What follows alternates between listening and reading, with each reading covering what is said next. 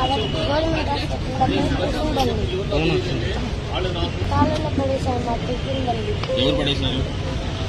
వేరే వాళ్ళు తెలీదు, కావాలని పడేశారు. చాలాసార్లు తిరిగి ఆఫీస్ దగ్గర. అందుకనే మా అమ్మ ఇక్కడ పంపించింది.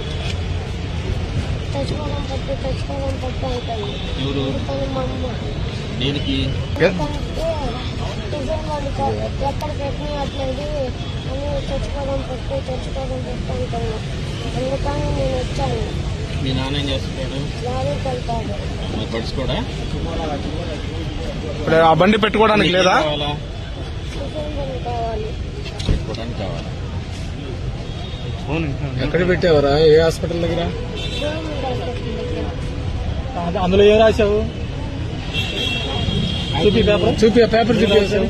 ఆధార్ కార్డు లేదు. ఇప్పుడు ఫైనల్ గా టిఫిన్ బండి పెట్టుకోవడానికి స్థలం కావాలి నీకు అక్కడ, అంతేగా? ఎవరిని వెళ్ళడానికి? స్కూల్కి వెళ్ళలేదు దేనికి?